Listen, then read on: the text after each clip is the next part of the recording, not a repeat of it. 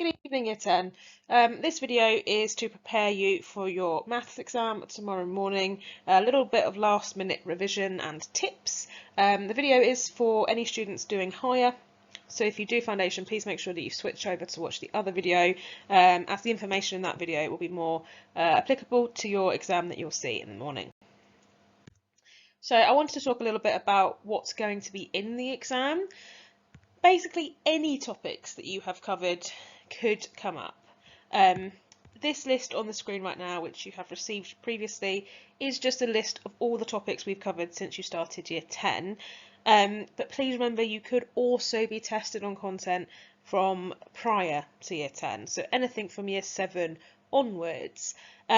Although we don't know exactly what's going to be in the exam, we haven't seen it, they won't tell us exactly what the topics will be. We do know they will be choosing from this list and adding in those extra topics, and what we can think about is the fact that this is a non-calculator exam, so there are some topics which are generally more suited to non-calculator papers. Thinking, really generically here about fraction calculations, or multiplying with column multiplication, or dividing with decimals, or things that don't really make sense to test you on if you've got a calculator. Those sorts of things lend themselves to being more suited to calculator papers. So I just wanted to pick a few topics out of this list and then highlight those to you, and then also just remind you exactly how you can then revise those topics and what resources are available. So one of the classic non-calculator topics would be surds. Again, we've already mentioned similar stuff, but it doesn't really make much sense to test surds on a calculator paper. It makes a lot more sense to talk about it on a non-calculator paper.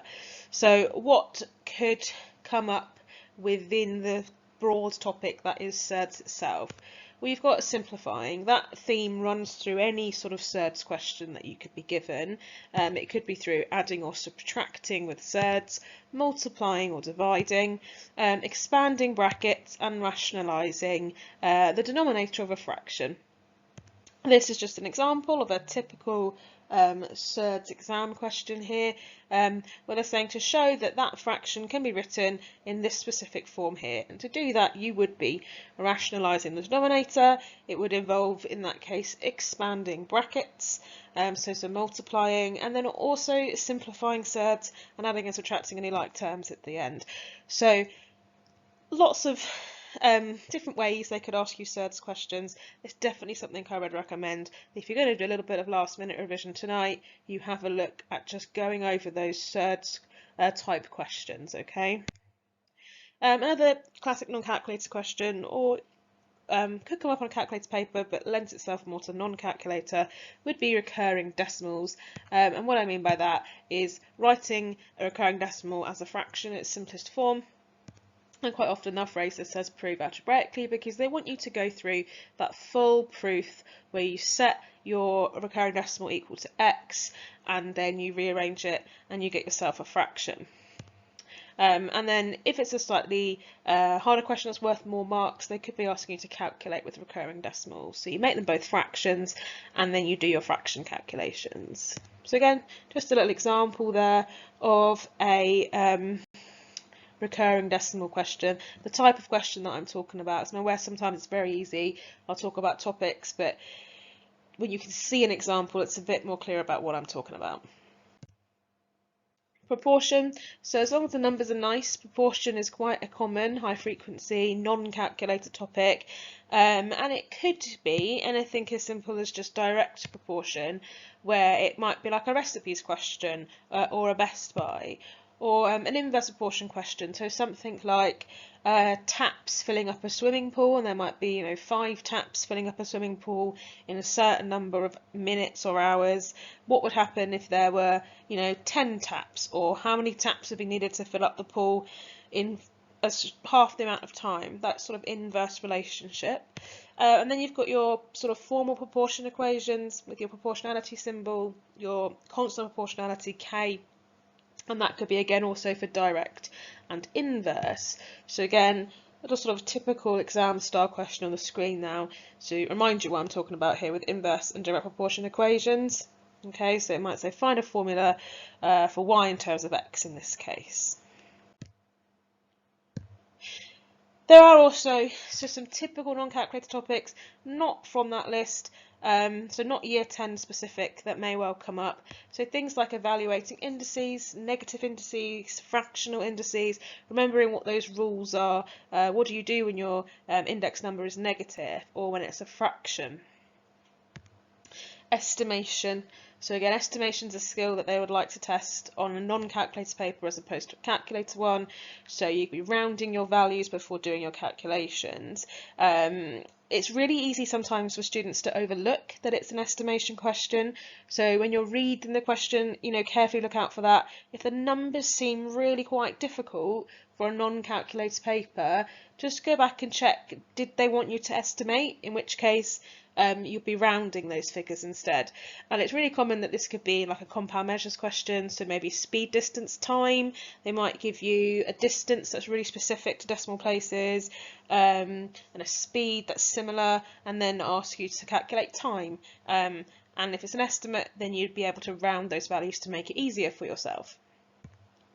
Algebraic fractions, I wouldn't say you were necessarily benefited if this was in a calculator paper, but it does come up in non-calculator papers quite often. Just remember, one of the key things with algebraic fractions is that you would try to factorise as much as possible usually.